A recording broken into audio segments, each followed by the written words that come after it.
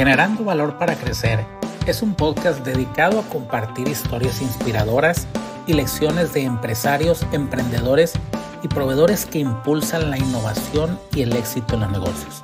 Descubre consejos prácticos, tendencias de mercado y herramientas digitales para tomar decisiones estratégicas. Acompáñanos y transforma tu visión empresarial en resultados concretos.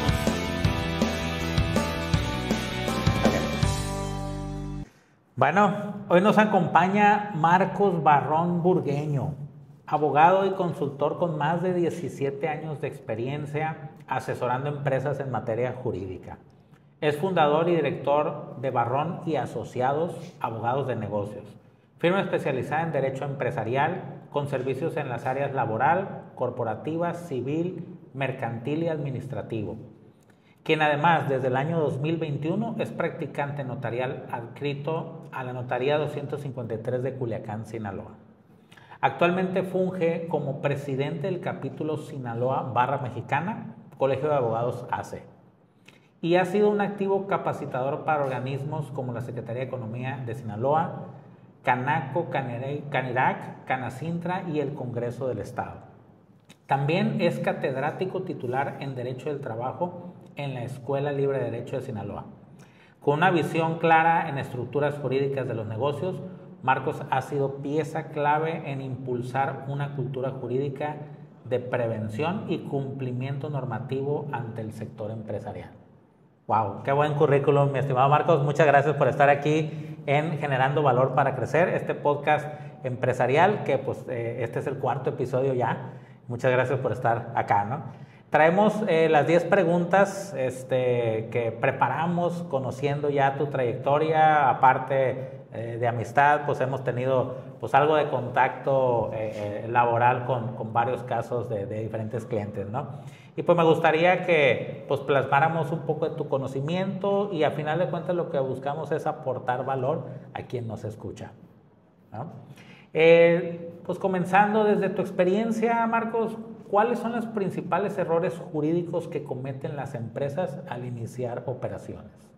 Bueno, primero que todo, Carlos, muchas gracias por la invitación. Siempre es un honor estar en este tipo de foros y poder compartir un poco de lo que hacemos en el despacho, ¿no? Así es, muchas gracias. Y bueno, dando respuesta a la pregunta, entrando en materia, la verdad es que los emprendimientos generalmente se diseñan enfocados principalmente en el tema financiero, principalmente en el giro del negocio, en el qué voy a vender, qué servicio voy a prestar, pero difícilmente se analiza de manera preliminar todo lo que implica la cuestión legal del negocio, del emprendimiento, ¿no? Y bueno, una empresa tiene diferentes vertientes jurídicas que tiene que atender, como son todo lo relativo a las relaciones con sus trabajadores, por ejemplo, y de donde se derivan pues, muchas obligaciones, tanto administrativas, fiscales, de seguridad social. Tenemos el tema de relaciones con los clientes, de si voy a vender a crédito, qué condiciones voy a dar, si voy a anunciar algún tipo de oferta, qué información puedo o no puedo difundir, si doy alguna publicidad que no sea completamente real, hay un tema de infracción ahí de protección al consumidor, contratos de arrendamiento, ni se diga, muchas veces por la emoción vamos y ponemos el negocio en tal o cual lugar sin saber si después vamos a poder garantizar el poder estar ahí, sin saber si la persona que nos está rentando realmente tiene facultades para rentarnos, si es el dueño, si es apoderado, sí, ¿no? Ese tipo de cosas. O incluso el decir, no cuidé para el futuro el poder permanecer en un punto en el que mi empresa se creó, se fortaleció y resulta que le está dando un mayor valor a ese punto o a esa ubicación y pues después al no estar protegido me quieran exigir pues una renta que no puedo pagar, ¿no? Así es. Entonces, detalles de ese tipo, desde el punto de vista fiscal, ni se diga, el no asesorarte bien, pues que si bien es cierto es un tema jurídico, principalmente te lo solventa un contador con buena experiencia en fiscalización, todo lo relativo a los impuestos, el tema relativo a si necesitas o no una licencia. Claro. O un permiso para operar el giro que quieres realizar. Saber si ese giro es catalogado como una actividad vulnerable, por ejemplo, para temas de ley de prevención del lavado de dinero.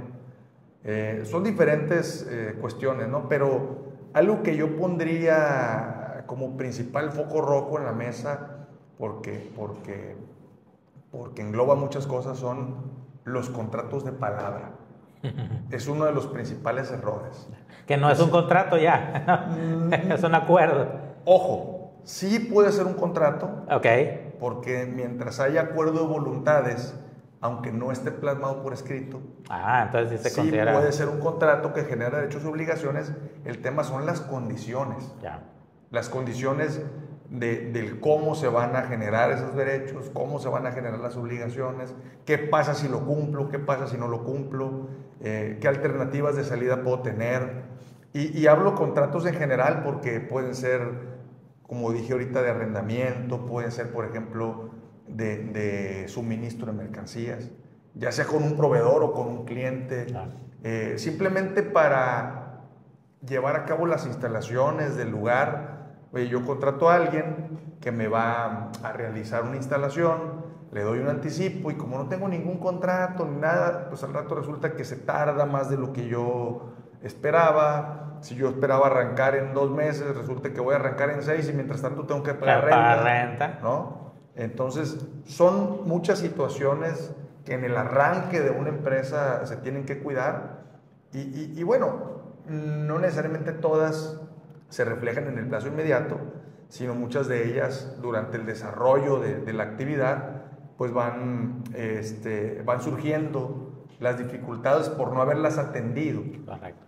Tema muy común, voy a contratar personas, pero no las voy a registrar en el Seguro Social. Es un tema de prácticamente todos los días. Es claro que la tendencia ha ido cambiando, más ante los nuevos sistemas de fiscalización, de revisión de cumplimiento normativo y demás, pero sigue habiendo mucha informalidad en las relaciones de trabajo. Y ese es un tema muy delicado porque ante el nuevo sistema de justicia laboral es un riesgo latente el que un trabajador el día de mañana pueda ir a reclamarte o a demandarte por una rescisión laboral porque no tiene seguro social. O sea, son detalles muy complejos, parecieran simples, pero en realidad sí hay que tener mucho cuidado por esa parte, ¿no? Así es, Marco. De hecho, para ahí voy a mi siguiente pregunta, específicamente en ese lado laboral, ¿no? ¿Qué prácticas recomiendas para prevenir conflictos laborales en las pymes y cómo prevenir demandas innecesarias? Bueno, evidentemente voy a tener que retomar el tema de los contratos. O sea, es muy importante sí tener contratos bien estructurados de acuerdo a la actividad que la persona va a realizar, de acuerdo al giro del negocio, de acuerdo a las autorizaciones que la misma empresa tenga para desarrollar o no una actividad. Y bueno, ahí se vienen, desde el nacimiento de una relación laboral, pues se vienen una serie de obligaciones, principalmente para el patrón, como lo son el otorgamiento de la seguridad social. Muy importante que si vas a planear un negocio, tomes en cuenta lo que te va a costar registrar a tus empleados, por ejemplo. Sí. ¿Por qué? Porque el no registrarlo de entrada se considera un tema que incluso puede considerarte hasta defraudación fiscal, ¿no? Porque la ley obliga al patrón a dar de alta a los trabajadores ante el Seguro Social a más tardar el 5.º día de que empezó la relación laboral. En 5 días para darlos de alta. Obviamente declarando la fecha de inicio, ¿no? Ese es un punto. Y luego de ahí se derivan otras obligaciones como la retención de impuestos sobre la renta y el ENTER, por ejemplo, el pago de impuestos sobre nómina, por ejemplo, y luego la obligación también de aportar al Infonavit, la obligación de dar de alta el centro de trabajo ante el FONACOT, que es una institución de crédito de consumo para los trabajadores. Entonces, pero bueno, además de los contratos y todas estas obligaciones que de ahí se van a derivar, algo muy recomendable es que tengas muy claro, por ejemplo, cuáles son los roles de cada posición o de cada empleado un catálogo muy amplio, preferentemente, de las obligaciones y las responsabilidades que la persona tiene que comprometerse a realizar con el trabajo que se le va a contratar, para que el día de mañana no te diga que eso no le toca, No me dijiste. o que no lo quiera hacer. O sea, acuérdate que la pregunta engloba la palabra prevención. Sí. Entonces la prevención generalmente es así, es desde una visualización de los posibles problemas que pueda haber. Claro. Y esto no nace de otro lado, sino de la experiencia, o sea, de lo que hemos ido viendo en los diferentes escenarios de las relaciones de trabajo, muchas veces por un desacuerdo en una función que a alguien no le guste realizar, y resulta que en el contrato no decía que era su obligación, y no lo puedes obligar. Ya sabes. Y si lo obligas, resulta que lo estás hostigando y ya es un problema, por ejemplo, ¿no? Otro tema muy relevante es las políticas. Las políticas que tú tengas en tu empresa, las reglas de cómo tu empresa se maneja en temas, por ejemplo, de vacaciones, cómo se deben de solicitar, cómo se pueden autorizar, cuáles son las temporadas altas, las temporadas bajas. Muchas veces ese tipo de desacuerdos genera problemas. Uh-huh. El tema, por ejemplo, también de los préstamos. Okay. Hay trabajadores que piden prestado y hay patrones que prestan, pero luego cuando les quieren descontar es un problema porque no les firmaron nada, por ejemplo. Sí. Hay patrones que dicen, yo de plano no presto. Y yo desde el principio les digo, ¿sabes qué? Aquí no hay préstamos. En este trabajo no hay préstamos porque se han generado problemas. Otros tienen sus reglas. Temas tan simples como los del uniforme, el aspecto personal, temas de cómo hay que tratar al cliente, por ejemplo. Situaciones que tienes que dejar muy claramente establecidas desde el principio para evitar el conflicto. Existen otras herramientas, incluso en la ley, establecidas como los periodos de prueba, por ejemplo.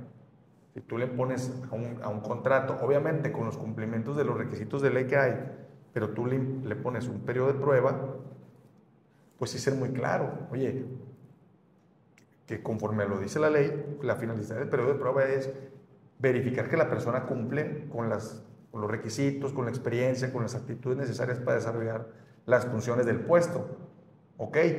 Pues, ¿cuáles son esas funciones? Y no quedarse corto, o sea, estas funciones, pero ¿en qué nivel de resultado, por ejemplo? No es lo mismo una persona que dice, oye, yo sé pintar paredes, a otra que dice, yo te puedo pintar 50 metros cuadrados cada hora. O sea, es diferente. Entonces, ¿cuál es el que tú necesitas? ¿El que sabe pintar o el que sabe pintar rápido y bien? ¿No? Entonces, es bien importante porque para que el periodo de prueba pueda ser pues, legalmente válido y la evaluación final, el resultado, pueda realmente avalar la decisión del patrón de que el trabajador no va a seguir sin tener la responsabilidad de tenerlo que indemnizar, va a depender precisamente de esa claridad, del pacto inicial, de cómo se evaluó y cómo se generan esas evidencias en los resultados. Y digo, son muchos aspectos los que hay. Yo te diría el tema del IMSS, muy importante, el tema de contratos bien estructurados, el tema de las constancias de hechos. Unos les pueden llamar actas administrativas, otros les pueden llamar actas de trabajo, otros les pueden llamar registro de incidencias, le puedes llamar como quieras, pero son herramientas que dejan registro de los hechos que suceden, que muchas veces pueden ser o el motivo para una separación laboral sin responsabilidad para el patrón de indemnizar, o simplemente para temas de advertencia y de ir mejorando al trabajador. Muchas veces una situación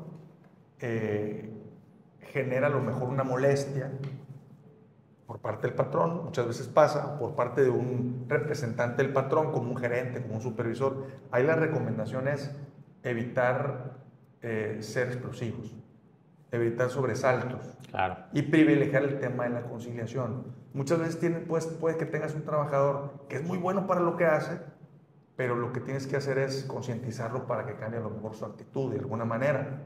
Y lo que te conviene es que siga trabajando realmente, pero que cambie a lo mejor un aspecto en su comportamiento o en su trato con los demás, ¿no? Entonces, muchas veces este tema va más allá de lo legal, también tiene que ver con el tema de percepción y el tema psicológico, ¿no? Pero si nos queremos concentrar exclusivamente en el tema legal, yo te diría tratar de generar siempre las evidencias suficientes para sustentar el por qué se dio o por qué se tomó una decisión. Por un lado, hablando de posibles conflictos con los trabajadores, y por otro lado, ser muy conscientes de que cada vez hay más información fluyendo hacia los trabajadores, y cada vez hay más también revisiones de las autoridades en el tema de cumplimiento normativo, ¿no? Seguro social, temas de pagos de impuestos, temas de medidas de seguridad, por ejemplo, medidas de seguridad y higiene, implementarlas de manera que el día que un trabajador llegase a tener un accidente, un riesgo de trabajo, una enfermedad, lo que sea, derivada del trabajo, pues realmente no tengas esa repercusión que principalmente es económica, que hasta te puede quebrar el negocio, ¿no? De otra manera, si tú tienes tus trabajadores asegurados, tienes en regla todos tus protocolos, bueno, pues el seguro habrá de hacerse cargo de todo ese tema de solventar la atención médica, el pago del salario incluso, y bueno, también vas a evitar que te multen, ¿no? Por estos incumplimientos normativos, ¿no? Detallitos que yo no quisiera dejar de lado en la práctica, lo relativo a algunas prohibiciones que existen y que muchos patrones están vulnerando, como por ejemplo el ser agresivo en el trato con el trabajador, por ejemplo, el ser ofensivo, el incurrir en algún tema de discriminación, el ser de esa vieja escuela del patrón exigente, que aquí solamente yo soy el que manda y no me importa lo que tú pienses, porque muchas veces se generan conflictos donde no necesariamente tendría que haberlo, ¿no? Claro. Y bueno, digo, son algunos de los detalles que se me vienen a la mente, pero... Y es parte importante, digo, yo siempre lo he dicho, no hay una universidad para ser empresario. Mira, voy a complementar la respuesta con algo que es bien relevante. Ok, adelante. Y creo que no lo agoté como era, o como debía de ser. El tema de los registros de pago de salarios. Ok. Que va implícitamente ligado al tema del seguro social y el tema fiscal, pero sí es bien importante que el pago de los salarios esté debidamente reflejado en un CFDI. ¿No? Y además, de preferencia, que es evidencia para efectos de ligar el tema del cumplimiento y que después en una demanda o algo no te vayan a inflar el salario, de preferencia pagarles por transferencia. Entonces, hay jurisprudencia que dice que los recibos electrónicos, siempre y cuando lo que dicen los recibos coincida con lo que dice la transferencia y además coincida con el salario registrado en el IMSS, ya ni siquiera es necesario que tengan la firma del trabajador. ¿Y el concepto de la transferencia? Bueno, pago de nómina. Pago de nómina. Pago de nómina o pago de salarios, o nómina semanal, nómina mensual, nómina quincenal, como le quieras llamar, pero que sí quede bien sustentado el tema de los registros de salario. ¿No? Muy importante. Y otro que también suele ser un tema complejo es el tema del registro de los horarios, de la jornada. El tema de la jornada laboral, que cada vez la tendencia ha ido ganando terreno, la tendencia a laborar una jornada legal, que la más habitual es la de 8 horas, ¿no? que es la diurna. Puede ser corrida o puede ser quebrado el horario, como sea, pero es muy importante que haya un registro. Todo el mundo pregunta, oye, que el checador digital, que la huella. Sí, sí se vale. Pero una recomendación bien importante, generen determinados reportes, al menos mensual, impresos, que reflejen lo que dice el checador y que el trabajador lo firme. ¿Por qué? Porque acuérdense que el checador es electrónico, es manipulable. Entonces, ¿quién tiene acceso al sistema? Es el patrón. Entonces, es muy fácil que el trabajador o el abogado del trabajador vaya y diga, ya en un conflicto, oye, es que ese reporte es de un checador que fue manipulado. Pero si tú tienes un reporte periódicamente reconocido por el trabajador, bueno, ahí ya tienes una evidencia más de que tú como patrón estás cumpliendo, ¿no? Y te evitas que te lleguen a condenar al pago de una prestación que realmente no debes. Entonces, todos los pagos de prestaciones, salarios, aguinaldos, vacaciones, primas vacacionales, bonos, debidamente registrados en su nómina, fiscalmente declarados de preferencia, y el tema de horarios igual, bien registrados. ¿Por qué? Porque muchas veces en los juicios hay más en riesgo por lo que no puede comprobar que ya pagaste o por el reclamo de horas extras que por lo que implica la reclamación principal, que es la indemnización a lo mejor de 3 meses. Okay. Entonces, ojo con ese tema. La verdad es que, digo, lo que quería decir era eso, ¿no? No hay una escuela realmente para el empresario de todo esto que nos estás diciendo. No. O sea, lo importante es que se asesoren con su abogado de confianza, algún contacto, algún conocido, porque vamos a iniciar empresa. O sea, digo, mucho emprendedor que voy a iniciar la empresa porque sé hacer o me gusta esto, pero omiten desde lo fiscal, lo legal y muchos otros factores, ¿no? Importantes. Claro. Como la siguiente pregunta a la que voy previo cuando van a iniciar el negocio en el tema de la renta. Sí. ¿Qué cláusulas, clave no deben de faltar en un contrato de arrendamiento cuando se renta un local comercial? Bueno, si vamos a hablar desde el enfoque del emprendedor, que es el que va a ir a rentar y va a ser el arrendatario, híjole, hay que cuidar, bien importante, tener una visión clara del giro del negocio, y no nada más el giro principal, sino las alternativas que pueda tener. Porque muchas veces en los contratos le ponen que se autoriza el uso del inmueble exclusivamente para tal o cual actividad. Y eso muchas veces dificulta el poder adaptar el negocio a los cambios pues sí, a los cambios que se requieren para realmente ganar el mercado que estás atacando, ¿no? Eso puede ser un problema. El tema, por ejemplo, bueno, pero me regreso. Tema inicial, que la persona que les está rentando o que va a firmar el contrato realmente tenga facultades. Okay. O sea, que realmente es el dueño, sí, o que realmente sea un apoderado legal, debidamente comprobado. O sea, no vayan a firmar un contrato de arrendamiento sin que se los revise un abogado que realmente sepa de estos temas. Porque ustedes están emocionados, quieres hacer el negocio, tú ya lo que quieres es ya entrar, me van a ganar el punto, lo que sea, y llega el dueño del inmueble, que generalmente es alguien que como tiene propiedades y las renta, ya tiene cierta experiencia, y le pide a un abogado que le haga el contrato. Lo confieso, cuando a mí un cliente me dice quiero un contrato de arrendamiento porque voy a rentar un local, voy a rentar una casa, pues siempre el primer bosquejo suele ser muy cuidadoso hacia el dueño del inmueble. Sí, por supuesto. O sea, muchas veces tienden a ser hasta agresivas las cláusulas, que es un tema que hay que cuidar, como por ejemplo el tema de los incrementos de la renta.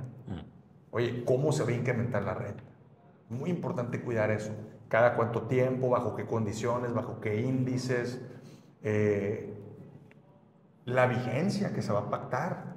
Oye, si yo voy a agarrar un local que está prácticamente vacío, que no tiene ninguna adecuación, y le voy a meter dinero y además voy a fortalecer el punto si es que mi negocio pega, y seguramente el día de mañana la renta iba a valer más porque hay un negocio que funciona.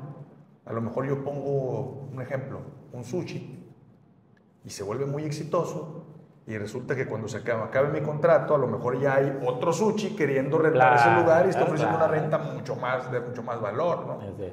Entonces, ¿qué pasa? Si yo le voy a meter dinero, esfuerzo y todo, pues tengo que asegurarme que al menos me lo renten por el tiempo que yo necesito. La ley, el código civil contempla plazos, ¿no? Para giros comerciales, si no mal recuerdo, son 10 años.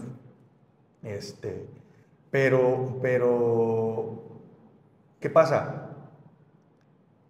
No nada más es el tiempo que pueda durar, sino el cómo, por ejemplo, cuidar situaciones como no renunciar al derecho al tanto, por ejemplo. Oye, resulta que el dueño quiere vender el local. ¿Sabes qué? Yo como arrendatario legalmente tengo derecho a que me lo ofrezcan a mí primero. Ah, mira, ok. Pero si en el contrato dice que renuncio a ese derecho, renuncio. Sí, sí, sí. Esa cláusula la dice en letra chiquita. Lo que pasa es que en las disposiciones de arrendamiento que maneja la ley, al menos en Sinaloa, hay muchas posibilidades de pactar en contrario. Entonces, te reconoce ciertos derechos salvo pacto en contrario.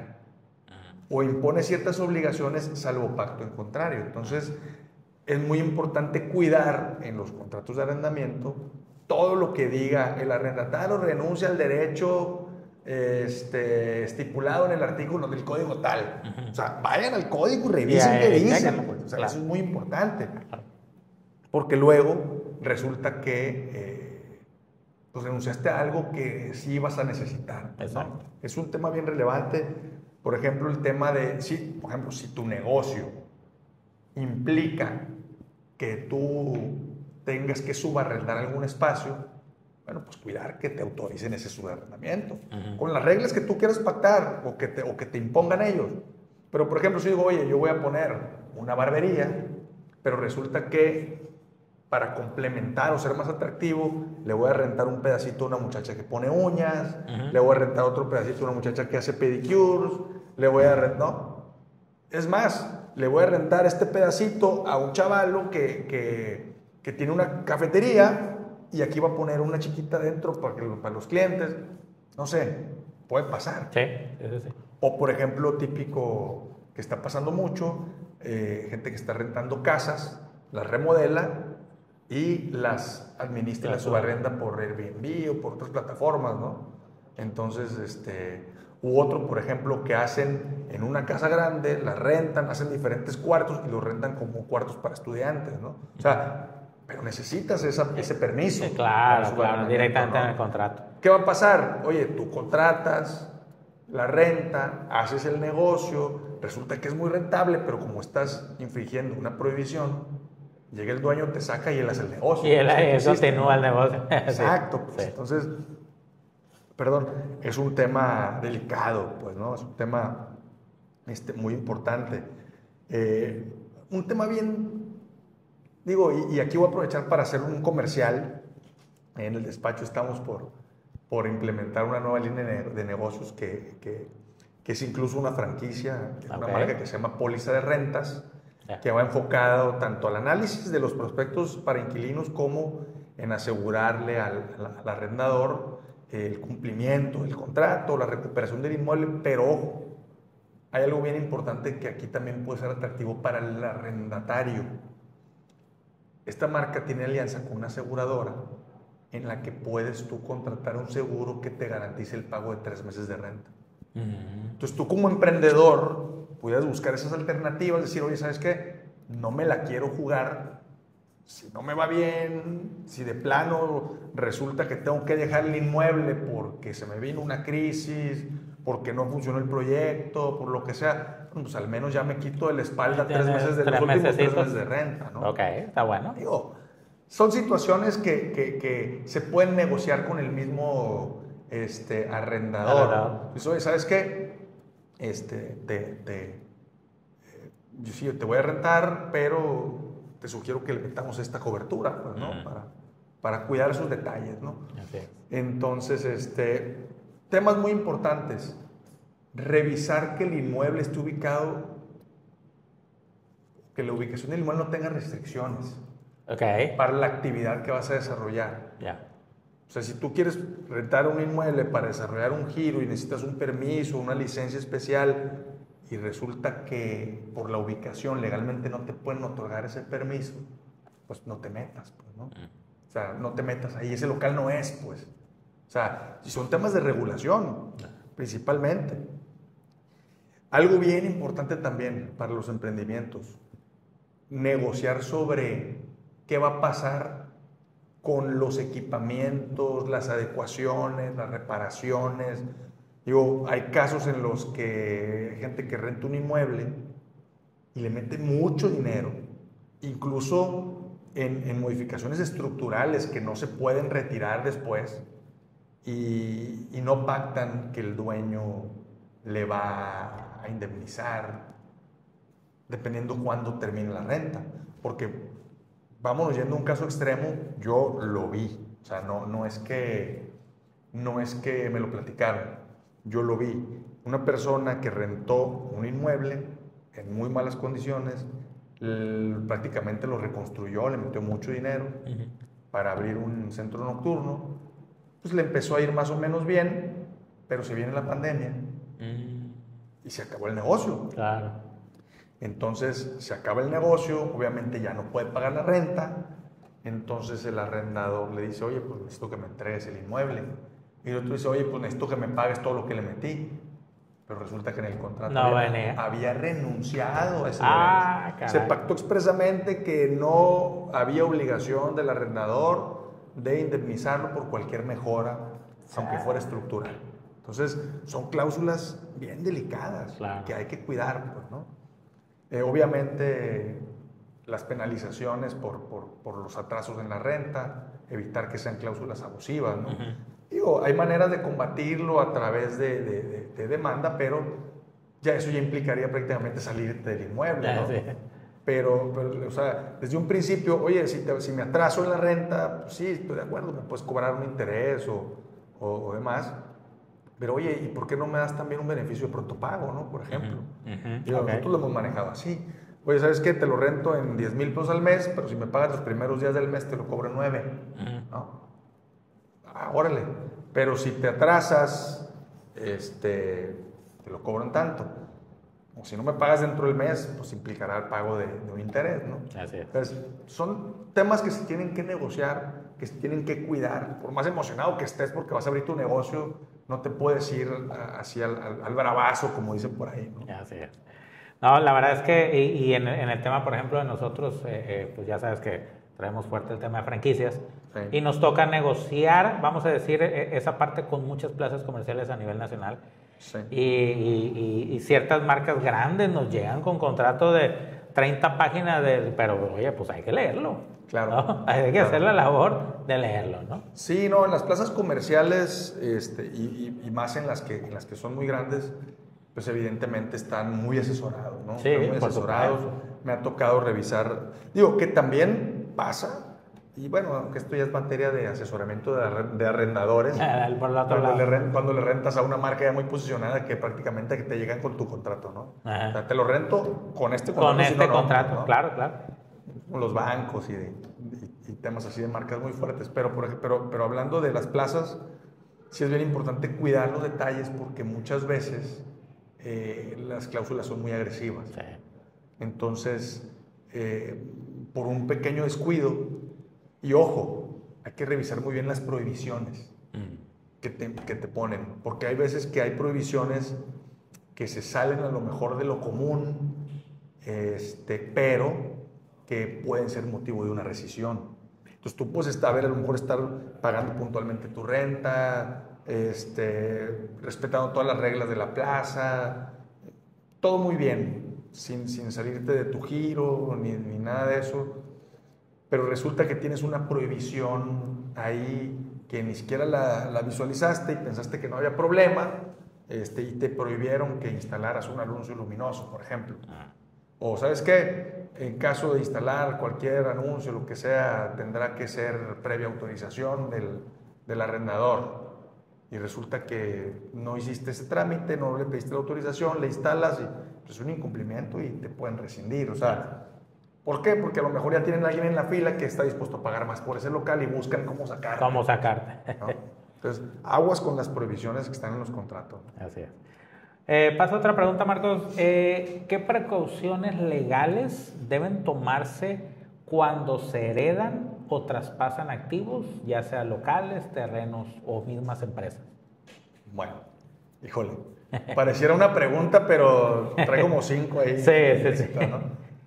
Mira, hablando de propiedades como fueran terrenos o locales, si nos vamos al tema de herencia, pues yo lo que te diría es, tramite el juicio sucesorio lo más rápido que puedas. O sea, si tú sabes que hay un testamento donde te están dejando a lo mejor específicamente ese legado y que tú vas a ser el dueño, pues muévete rápido, agilízalo para que te conviertas en el dueño, ¿no? Porque no es automático. O sea, tienes el derecho a heredar, y esté estipulado en un testamento, pero mientras no haya un juicio, Ok. no va a haber una sentencia que te declare dueño y que te permita escriturar y registrar tu nombre en la propiedad. Sí. ¿Qué pasa? No puedes disponer de la propiedad realmente. O sea, no puedes disponer de ella, no la puedes dar en garantía para un crédito, por ejemplo, no la puedes vender. Si la rentas de alguna manera puede haber un vicio, a lo mejor el que te quiere... O sea, una empresa bien organizada, bien estructurada, te dice, oye, pues no eres dueño. O sea, ¿cómo te lo voy a rentar? Así es. Oye, mete el juicio y ya que nombren albacea, pues a lo mejor con el albacea sí, que me lo rente el albacea, ¿no? Sí. Pudiera ser. Pero si es tema de propiedades por herencia, es tramitar el juicio. No hay testamento, pues peor aún, porque hay que revisar quiénes son los herederos. Oye, resulta que hay 10 locales, hay 5 herederos, pero resulta que no hay testamento, entonces hay que hacer el juicio para ver si durante la tramitación del juicio se pueden repartir de alguna manera. se ponen los de acuerdo locales, para empezar. y si no, pues todos van a ser copropietarios. Ok. Y después hay que ver si lo van a vender o si van a cobrar todos la renta o cómo le van a hacer, ¿no? Entonces es un tema de apurarse, pues, ¿no? Así es. De preferencia. En el tema de traspasos, pues ahí sí tengo que decir que legalmente como tal, que es un traspaso, o sea, esa sería la duda. Porque mucha gente utiliza esa palabra al no poder utilizar una compraventa o una donación o una transmisión de propiedad de las que realmente están estipuladas o reguladas. El traspaso es un invento, o sea, es un invento. El término, pues, en sí. Es un invento práctico Ok. que principalmente se utiliza para cederle a una persona los derechos de un contrato, que generalmente es un contrato de crédito, ¿no? Entonces está medio extraño. Un ejemplo muy común es, yo tengo esta propiedad y la estoy pagando. O sea, la compré a través de un crédito. ¿Por qué no te la puedo vender? Pues porque no tienes el dinero completo para pagármela. Ni tienes la manera de que se te autorice un crédito para comprarla con tu crédito y me pagas una parte y lo demás tu crédito y tú la sigues pagando. Entonces, ¿qué pasa? No te preocupes.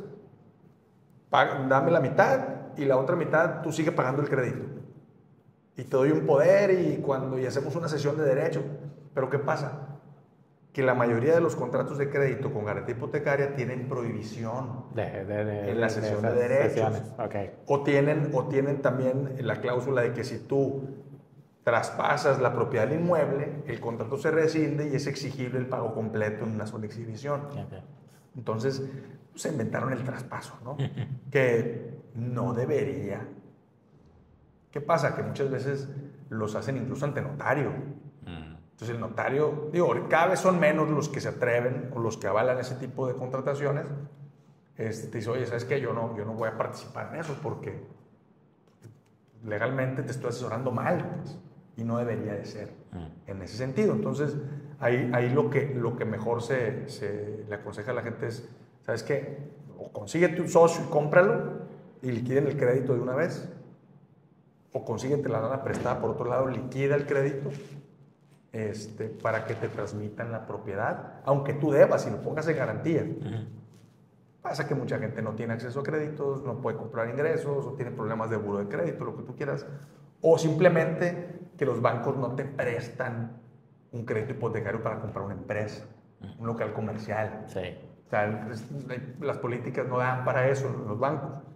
Pues mucha gente lo que hace es, ¿sabes qué? Pues hipoteco mi casa, un crédito de liquidez y con ese pago me sale un poquito más caro, pero la propiedad ya es mía, pues. Y no estoy en riesgo de que el día de mañana yo sigo pagando, y cuando termine de pagar el dueño diga, pues pagaste algo que era mío. O sea, no es tuyo, es mío, ¿no? Oye, pero es que yo estuve pagando, no, pero no me importa, es mío, pues. Y aunque lo puedas denunciar por fraude o lo que tú quieras, pues a ver si pega, ¿no? Sí. A lo mejor pega, a lo mejor no pega, no sabemos. ¿O qué pasa? Que en el inter de que se está dando ese crédito o está pasando el tiempo que tú lo estás pagando, pues resulta que el dueño se muere. ¿Y qué pasó? sus herederos no te van a reconocer como dueño. Así es. Ellos van a ir a tramitar el juicio y se van a adjudicar la propiedad. Incluso van a hacer valer el seguro de vida para que se liquide el crédito porque estaban al corriente porque tú lo estabas pagando. O sea, imagínate, ¿no? ¿O qué pasa? Que el que te lo vendió estaba casado por bienes mancomunados, o a lo mejor no, pero era la casa donde vivía, ¿no? Con su familia, y se salen de ahí para traspasarlo a alguien que va a poner un negocio, y resulta que aunque estaba casado por bienes separados, pues la ley dice que necesita la autorización del cónyuge cuando se trata del hogar familiar. Ok. ¿No? Entonces hay nulidad ahí, hay un tema, ¿no? Es delicado, es delicado. Okay. El tema de traspaso, yo les diría que cuando escuchen la palabra, ahora se da muy común también para el tema, te traspaso el negocio. Ajá. Ahí realmente es, te vendo el negocio. ¿Te vende el negocio? O sea, te vendo el negocio, ¿qué hay que cuidar ahí? Pues primero, que el arrendador esté dispuesto o autorice la cesión de derechos del contrato de arrendamiento.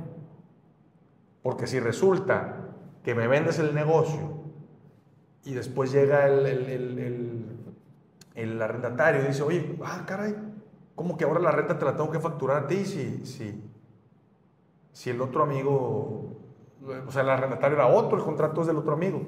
Es que me cedió los derechos, pero yo nunca le di permiso. Sí, ¿Sabes que claro. te rescindo? No, y más a ver si no venía esa cláusula, te ¿no? Te saco del inmueble, ¿no? O te doy el contrato si quieres, pero págame el doble. Sí. O sea, ya gastaste. Exacto. ¿No? Ya pagaste por lo que era la empresa. Sí. Ya tienes una operación ahí. No, y a veces el traspaso está buscando el punto, ¿no? Y aparte, ojo. La ubicación. Ojo, no nada más es un tema de traspaso del negocio como tal, sino de todas las obligaciones. Sí. O sea, aquí hay un detalle importante, la sustitución patronal. O sea, si es un negocio que tenía 20 años ahí y tienes trabajadores que tienen muchos años y antigüedad de derechos, o sea, tú como nuevo patrón llegas y asumes todo eso. Así es. Entonces, un consejo muy importante aquí es, ¿sabes qué? Vas a comprar un negocio, cómpralo, pero siempre y cuando el otro patrón liquide a los trabajadores. Ya. O negocia en el precio. Oye, a ver, liquidar a todos tus trabajadores cuesta 3 millones de pesos. Y tú me lo estás vendiendo en 10, el negocio. ¿Sabes qué? Te doy 8 y asumo la responsabilidad patronal. ¿no? O sea, porque al final de cuentas vas a comprar un riesgo, vas a comprar una obligación. Imagínate para trabajadores que tienen más de 15 años trabajando. Sí. Tú entras como nuevo patrón y resulta que a uno de ellos no le gustó tu forma de trabajar y al mes te renuncia y ganaba más de 2 salarios mínimos, 15 años, o sea, 12, 6 por 15, de pura renuncia, prima antigüedad, le vas a dar 100,000 pesos. Fíjate.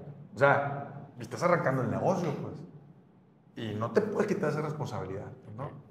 Entonces, es un tema también delicado el de la sustitución patronal, es un tema delicado el saber si el negocio, el establecimiento trae procesos administrativos.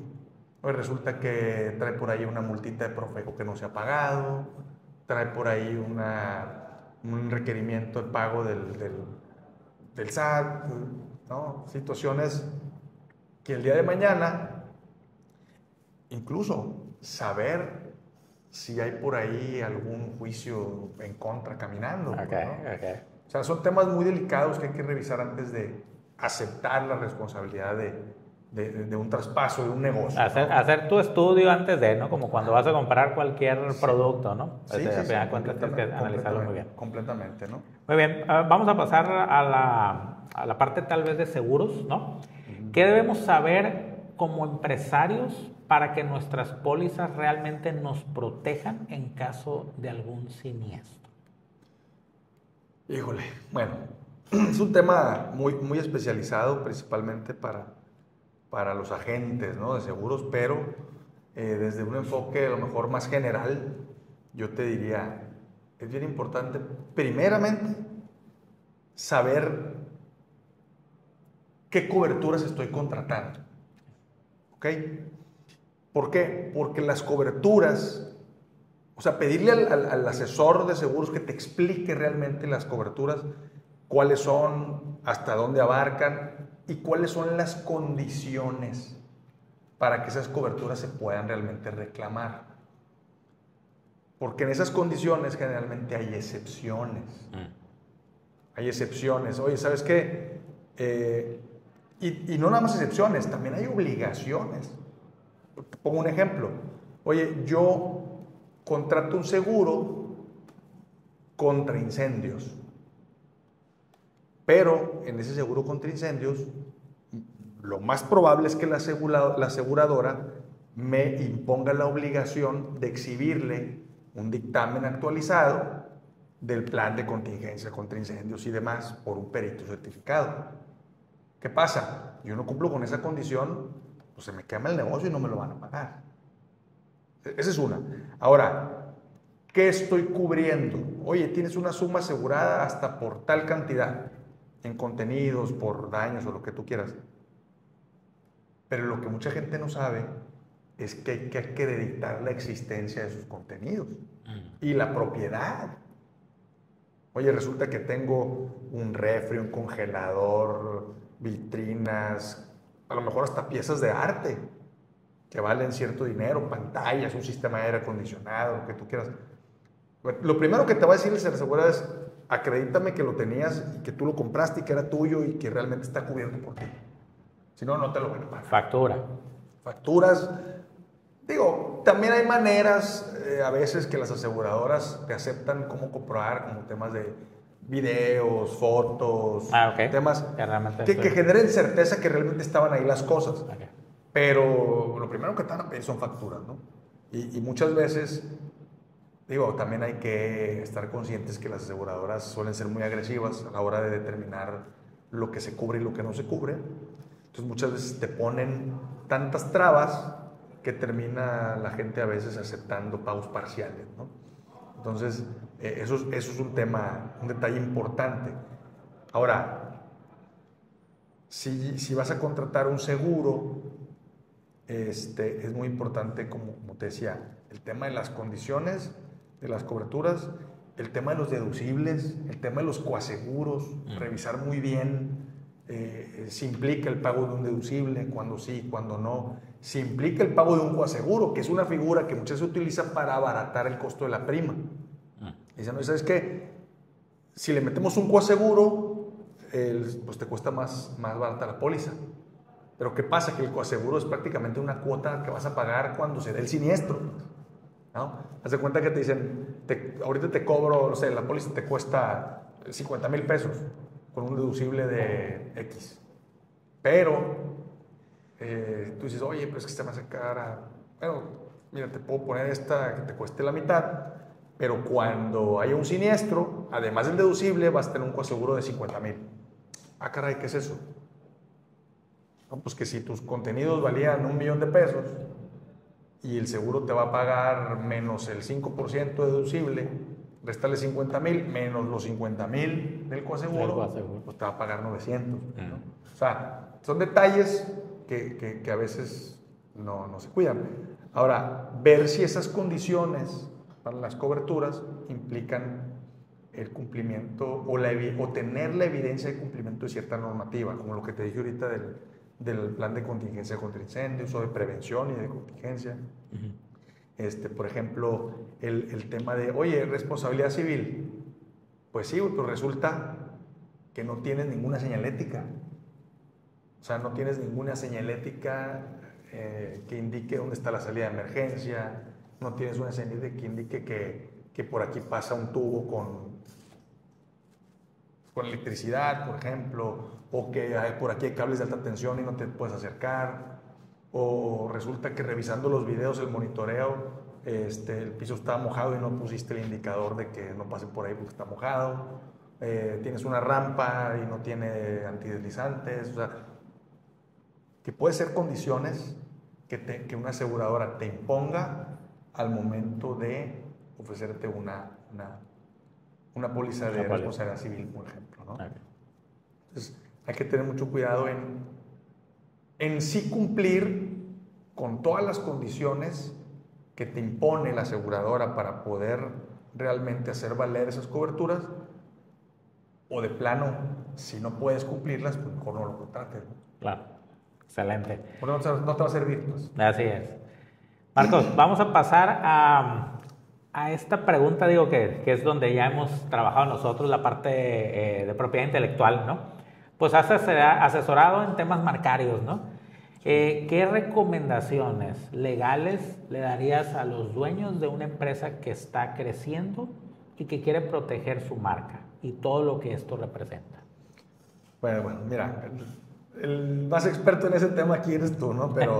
Pero hablando desde el punto de vista jurídico, pues básicamente yo me iría al previo, o sea, me iría más atrás. Yo le diría a cualquier emprendedor, tienes la intención de crear una marca, antes de decidir cuál va a ser tu marca, asegúrate que es registrable.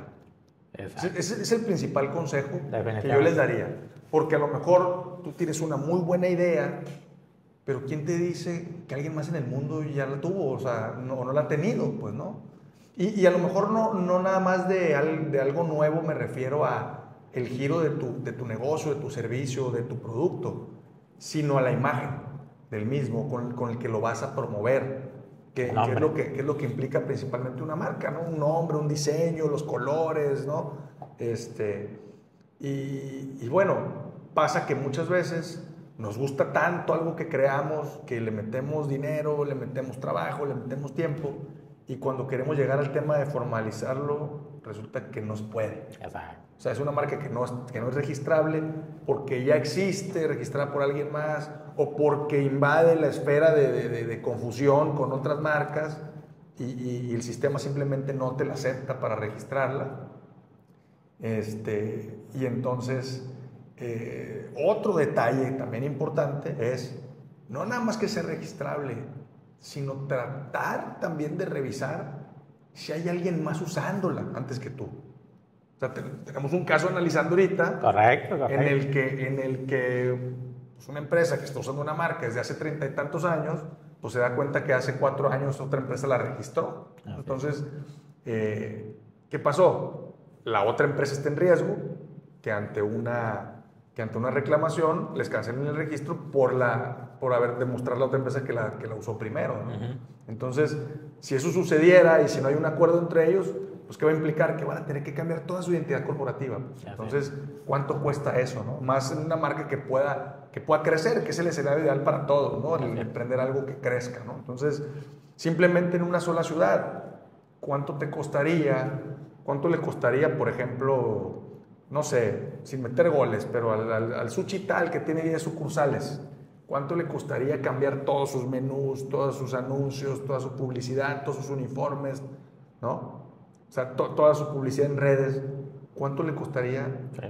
Porque alguien le exigió que dejara de usar la marca, porque la tiene registrada o porque la usó antes, ¿no? No, y aparte también en el tema que lo he platicado yo, no solamente lo que se ve físico, sino también lo intangible, de que tienes que cambiar a una nueva marca, ya no te llamas igual, todo ese reconocimiento de marca que tenías. Claro. ¿Cuánto cuesta el generar ese cambio, ¿no? Exacto. ¿Cuánto cuesta que la gente sepa que es lo mismo, pero con otra imagen? Exacto. Porque al final de cuentas, cuando hay un cambio de imagen, sí.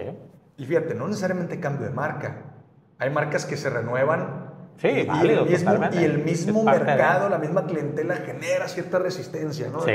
¿Qué habrá pasado? Ahora son los hijos, ya no es la misma calidad, ya esto, ¿no? Sí. O ya no, es que el señor fulanito era el bueno y ya no está.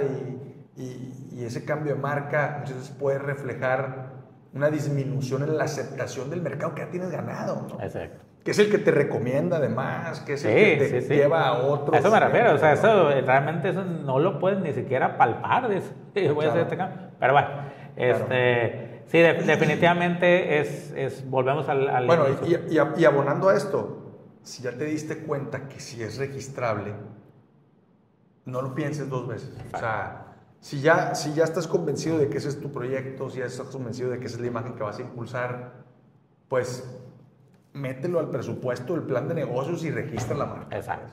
Mínimamente en una clase en la que más se apega a tu giro como paso inicial, pero sí solicitar el registro y ojo, sí, a lo mejor pasaron meses o tiempos, o a lo mejor antes la habías usado y no te habías animado a emprender todavía, pero tienes por ahí alguna publicidad o algo que puedas servirte para comprobar cuándo lo usaste por primera vez. Es bien importante identificar realmente el primer uso. Sí, ¿no? sí, muy cierto.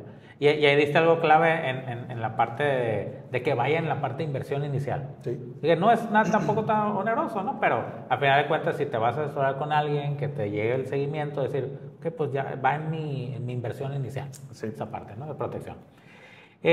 Vamos a otra pregunta. ¿Cómo se puede blindar legalmente una empresa ante posibles conflictos entre herederos? Híjole, blindar. A ver, tomo la palabra empresa y por el enfoque que le estás dando a una sociedad, ¿no? Okay, sí. Digo, porque si fuera un tema de una empresa unipersonal, bueno, pues los herederos del titular sí. van a ser los que la ley dice, ¿no? Los que diga su testamento. Sí, sí.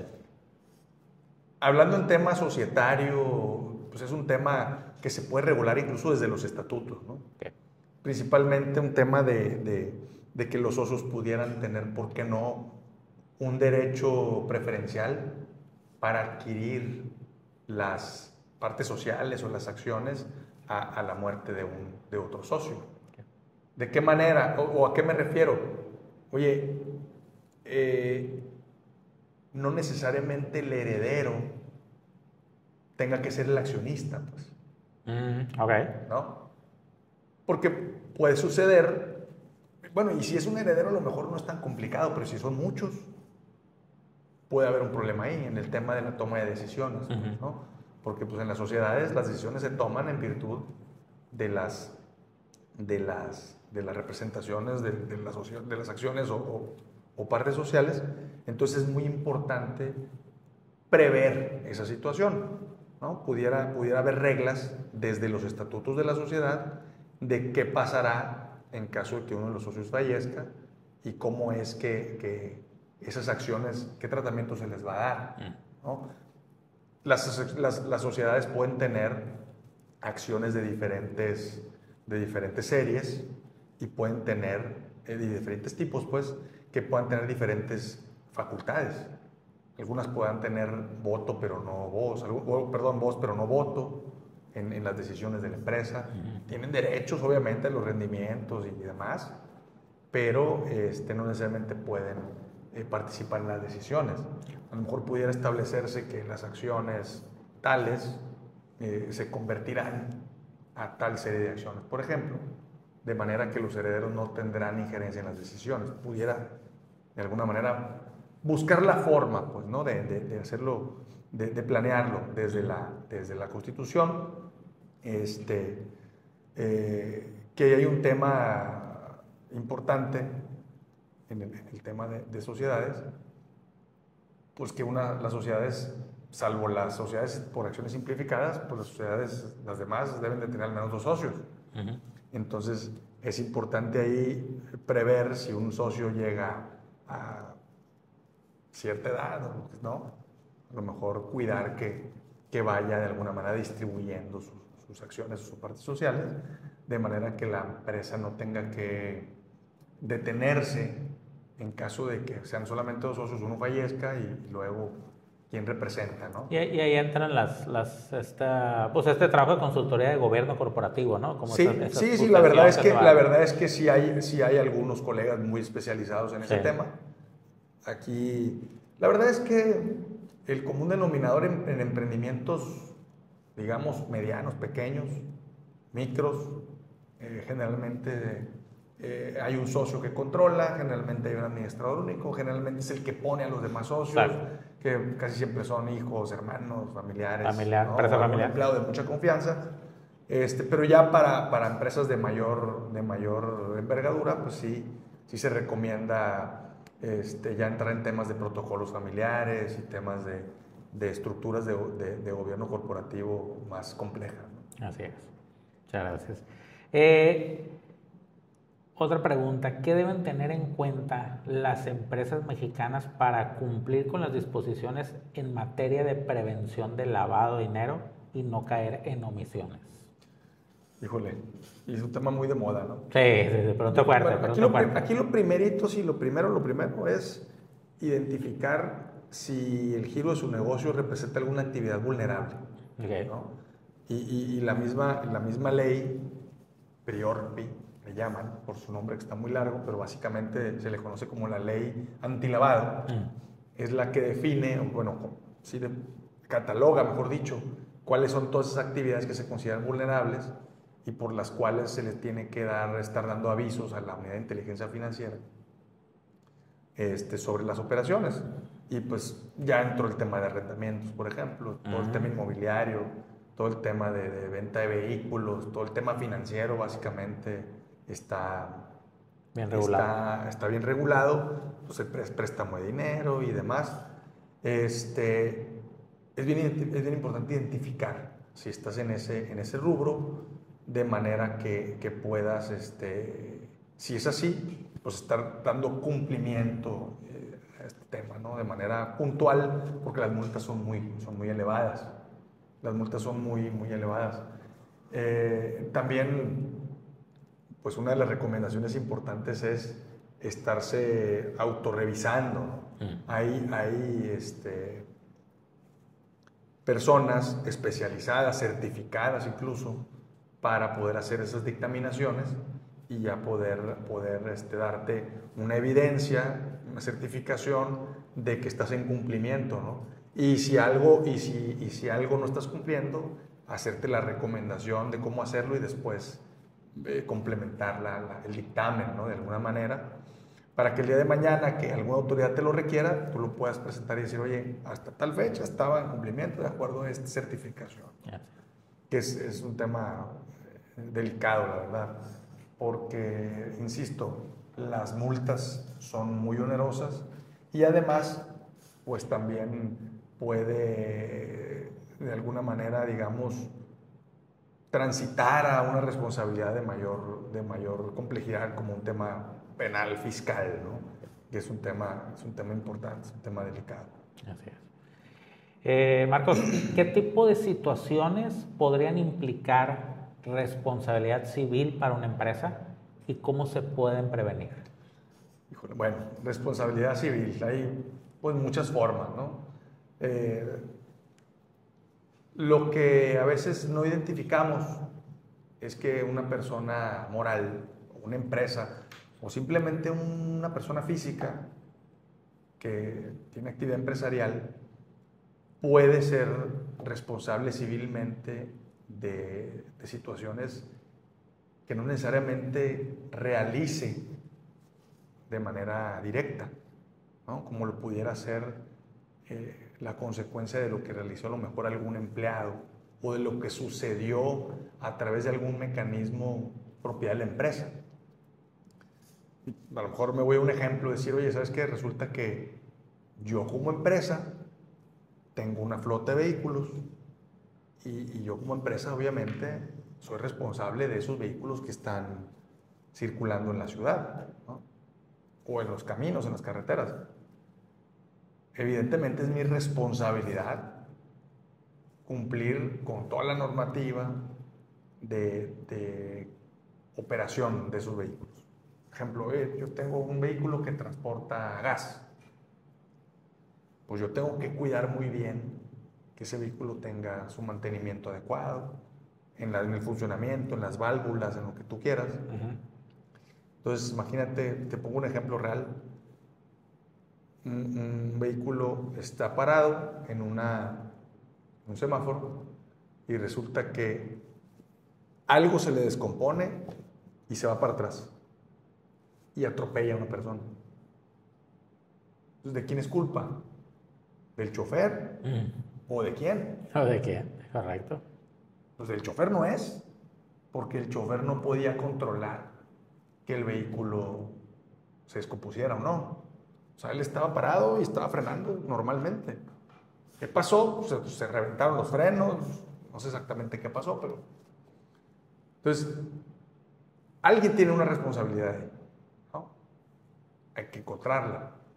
Entonces, en una investigación resulta que pues el vehículo tenía más de no sé cuántos kilómetros y cuánto tiempo sin que le hubieran hecho servicio, ¿no? Por ejemplo, incluso en el dictamen o en el reporte de último servicio decía que al corto plazo los frenos necesitaban un reemplazo de no sé qué. ¿Quién omitió? O sea, ¿quién fue responsable de mandar ese vehículo a la calle y poner en riesgo a los demás? Sí, ok, ¿no? ok. Por ejemplo, hay una responsabilidad civil directamente para la empresa. Por ejemplo, volvemos al tema de las medidas de seguridad. Yo tengo un establecimiento comercial en el que, pues por ley, debo de tener indicaciones de dónde hay una salida de emergencia. Es más, no tengo salida de emergencia. ¿Por qué no la tengo? Pues porque el local está muy chiquito y no me da, y como no la tengo, ni siquiera se me ocurrió habilitar una puerta de fácil apertura y decir que ahí es la salida de emergencia, porque es lo que tienes que hacer. Y resulta que hubo una situación de peligro, un incendio, lo que tú quieras, y pues hubo personas que no supieron por dónde salir. Y alguien falleció o alguien sufrió heridas graves. Sí, que ha habido casos así. Hay una responsabilidad civil, ¿no?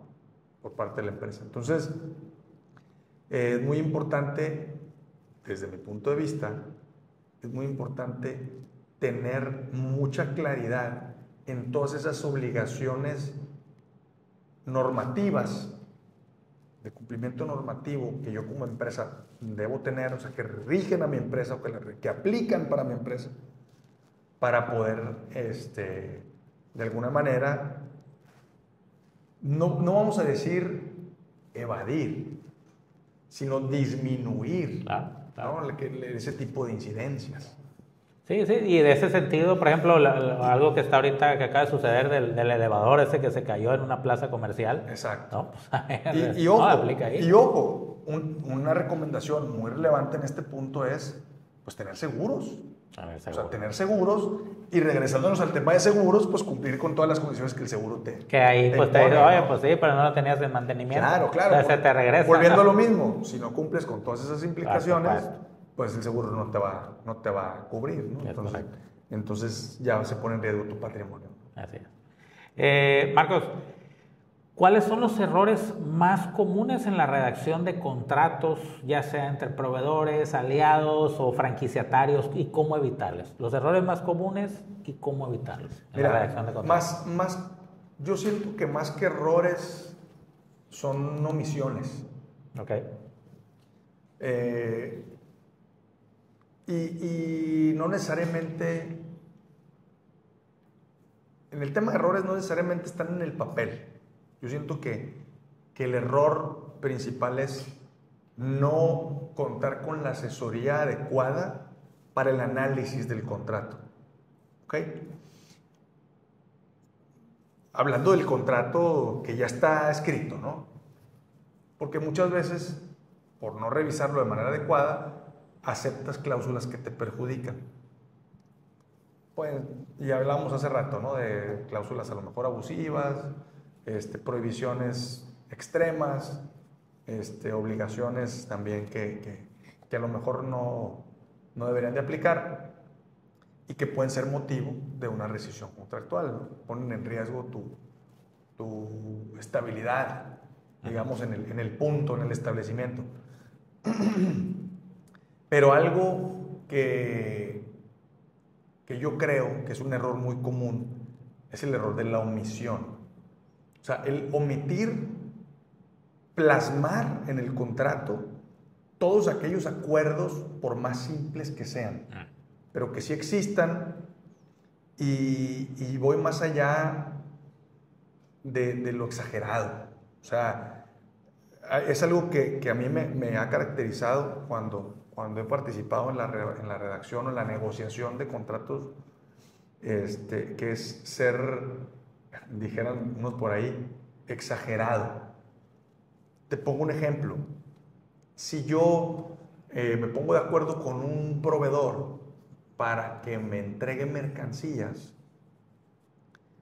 en tal o cual lugar, yo sugeriría imponerle ciertas condiciones de cómo, cuándo, dónde, con quién y demás, me las va a entregar. ¿Por qué? Vamos a pensar que yo soy un constructor y yo le digo a un proveedor, oye, ¿sabes qué? Yo te voy a comprar mercancías, yo te voy a hacer los pedidos por correo y desde decir, la única dirección de correo electrónico de la que puedes recibir pedidos es tal. Ahí viene, claro. Si no viene de esa dirección, no es mi pedido, no vale. O sea, en un ejemplo. Y ponerle en el contrato, los horarios de entrega de mercancías son únicamente de tal hora a tal hora. Si llegas antes, me tienes que esperar. Si llegas después, lo regresas a tu bodega y al día siguiente me lo tienes que llevar. Y aparte me va a hacer un descuento porque me estás entregando tarde, por ejemplo. Las únicas personas autorizadas para recibir son Juan, Pedro y Luis. Y aquí están sus identificaciones.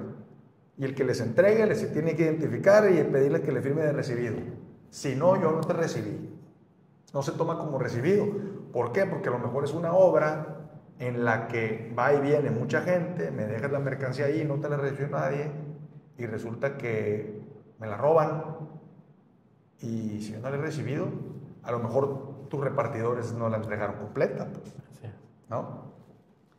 Entonces, son detallitos que a veces no se cuidan. No, es que lo común es que tú vayas en la mañana y dejes ahí la mercancía y me mandas una foto de que ya la dejaste y con eso. Pero no es suficiente, pues, ¿no? ¿Quién revisó que viniera completa? ¿Quién revisó que viniera bien? Que no estuviera dañada, ¿no? O sea, ¿quién la contó, pues? O sea, ¿quién no te dice que tomaron la foto, tus mismos repartidores se la llevaron? ¿No? Porque es muy común. O sea, detalles de ese tipo, incluso, por ejemplo, en los tiempos, simplemente en las especificaciones claras del producto, ¿no? Oye, resulta que yo te compré un lote de 100 sillas para oficina, color negro, con cromado, con llantitas, pero no te especifiqué o no me especificaste cuál era la marca de la silla.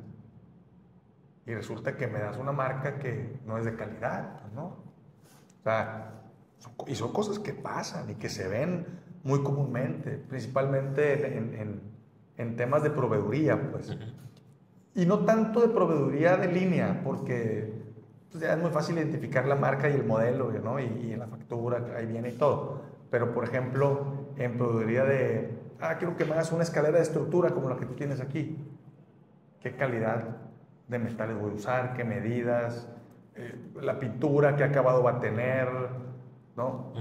Todo ese tipo. Y los tiempos de entrega. Tiempos de entrega, muy importante. O sea, imagínate que te tarden en entregar la escalera, ¿cuánto tiempo vas a durar sin poder usar tu planta alta? Exacto. ¿No?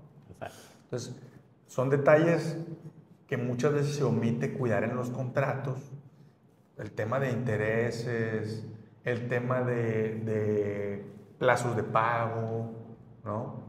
Penalizaciones. Sí, o sea, las penalizaciones, o sea, todo eso. Oye, resulta que me estás vendiendo caro y te lo estoy comprando caro, no me importa porque es la calidad que yo quiero, pero si no me entregas a tiempo, ¿cómo me vas a compensar? Así es. O sea, ¿cómo me vas a compensar? O sea, si no me entregas para tal día, en lugar de pagarte el 50% que pactamos, nomás te voy a pagar el 40%. Y si te tardas otros 10 días, nomás el 30%, ¿no? Son cláusulas que cada vez se van empezando a incorporar en las negociaciones. ¿Por qué? Porque esas omisiones lo que generalmente provocan son desacuerdos. Oye, es que ya nos habíamos puesto de acuerdo. El contrato no dice. El contrato no dice. Entonces, como dicen por ahí, papelito habla. Exacto. Entonces, por eso en los países más desarrollados no se ve mal que tú le pidas a un amigo que te firme un contrato. Y aquí todavía existe ¿no? esa... Y puede ser un cliente que ni siquiera es tu amigo, pero se ofende. Se ofenden, ¿no? Exacto, se ofenden. Y bueno, no caigan en eso, ¿no? O sea, si se ofende porque tiene que firmar algo, pues no es tu cliente, pues. Así es. No es tu proveedor o no es por la ahí, persona con ahí. la que te conviene contratar. Claro. O algo trama, ¿no? No quiere tener... A lo mejor no, pero el día de mañana puede cambiar tu opinión. Pues. Exacto. ¿no? Y más cuando hay cambios en su entorno. No es lo mismo que tú estés trabajando, contratando con una persona soltera. El mes que entra se casa y ya no decide solo, Sí. por ejemplo. O no es lo mismo estar tratando con un hijo de un gran empresario, porque el día de mañana su papá le va a decir, oye, ¿sabes qué? Estos acuerdos que tomaste no están bien, rájate, porque no están en el contrato, ¿no? Y a lo mejor sí tenía buena voluntad, pero se ve influenciado por alguien más y los acuerdos se caen. Se caen, es correcto. Sí, fíjate que en esto pues de lo que sabes que traemos de franquicias, pues digo, la parte legal es importantísima, como en todo, ¿no? Pero aquí, pues yo siempre digo, no hay un contrato final, ¿no? O sea, realmente No. se han ido, digo yo, blindando más, porque, oye, ahora nos sucedió esto con este franquiciatario o en esta situación, hay que agregar esta nueva cláusula a los siguientes contratos, ¿no? Sí, mira, una de las fuentes del derecho, dijeran los teóricos, es precisamente la realidad social. Y por eso se van dando reformas y reformas y reformas. Sí. Porque generalmente la realidad va superando a la norma. Pues. Ok. ¿Qué pasa? Que va tan rápido la realidad que muchas veces se crean cosas que ni siquiera están contempladas en la ley. Sí. Inteligencia artificial. Cierto, O cierto. sea, ¿cuánta incertidumbre hay al respecto, ¿no? De esas herramientas que se están utilizando ya a diestra y siniestra y mucha gente no sabe las implicaciones legales que pueda tener. El simple hecho de difundir un video que te llegó, que se filtró y que tú lo difundiste y resulta que se generó con inteligencia artificial, pero afecta la imagen de una persona. De otra persona. Entonces, No, peor el caso cuando no sabías que realmente en realidad no era, ¿no? no, claro. O cuando sí es, o cualquiera de ellos. Así es. Así es. Pues Marcos, pasamos a la pregunta final que hacemos a todos nuestros participantes en este podcast. ¿De qué manera consideras que tu labor jurídica está generando valor para que más empresas puedan crecer con seguridad en México? Bueno, mira, como bien dijiste al principio, actualmente yo estoy presidiendo el capítulo Sinaloa de Barra Mexicana de Abogados. Digo, ahí tenemos una actividad muy reiterada que son las sesiones de capacitación jurídica continua. Que hacemos mínimamente, hemos estado haciendo 2 o 3 al mes. Las hacemos gratuitas. Cuando son presenciales también las hacemos híbridas para que virtualmente... ¿Estas abiertas a todo público? Así es. Okay. Son abiertas a todo el público. Y bueno, ahí creo que es una aportación muy importante que estamos haciendo. De hecho, a nivel nacional, el Consejo de la Barra Mexicana de Abogados tiene muy reconocido a Sinaloa desde hace 3 periodos. Bueno, desde siempre, ya va a cumplir 10 años el capítulo, pero desde hace 3 periodos, contando el actual, en que la capacitación jurídica continua ha sido muy intensa en el capítulo Sinaloa. Se tratan temas de interés y de actualización muy común en el ámbito legal. Y bueno, ahí estamos dando una aportación relevante. Antes de esto, yo estuve, y he estado todavía realizando aportaciones, igualmente, la mayoría de las veces sin fines de lucro, muchas otras a través de cámaras empresariales que pues parte de sus ingresos son la impartición de cursos y demás actualizaciones y tienen sus cobros. Pero bueno, creo que algo de lo más importante es mantener una convicción de dar asesoría y consultoría congruente y muy apegado a la ética, que es uno de los principales principios de la Barra Mexicana de Abogados, que es a la que pertenezco con mucho orgullo, el colegio más grande del país, con más de 100 años de antigüedad, además, y realmente el mejor posicionado a nivel México, ¿no? Un enfoque ético, el decir si se puede, cómo se puede, cuando realmente se puede, ¿no? Y cuando no se puede, realmente también decirle a la gente el por qué no se puede, ¿no? Y explicarle. Obviamente no los puedes obligar a que hagan lo que tú les asesoras, pero al menos te quedas con la tranquilidad de dar una orientación real, una orientación certera. Y bueno, también lo que te puedo decir es que desde siempre en el despacho hemos adoptado la cultura de invitar a nuestros clientes a pegarse lo mejor posible a la legalidad, ¿no? Obviamente generamos en ocasiones estrategias de mejor aprovechamiento de alguna u otra situación, pero siempre dentro del marco normativo, ¿no? De manera que el cliente se sienta apoyado y sienta que estamos buscando el cómo ayudarlo a resolver su situación de la mejor forma, ¿no? Así es. Entonces, aquí voy a aprovechar el espacio para hacer la recomendación de que busquen asesoría legal, preferentemente en abogados certificados.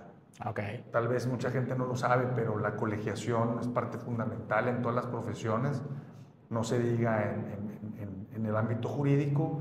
Y en Barra Mexicana de Abogados, anualmente los abogados tenemos la oportunidad de certificarnos por esta institución tan reconocida en todo el país, a través de la participación precisamente en sesiones de capacitación jurídica continua, lo que es un sello de garantía de que el abogado certificado ha estado en constante actualización de los temas, ha estado en constante estudio, ha estado pues de manera reiterada fortaleciendo sus conocimientos, ¿no? Y siempre en apego a los principios de la barra, que es básicamente eso, el profesionalismo, la ética y el constante estudio.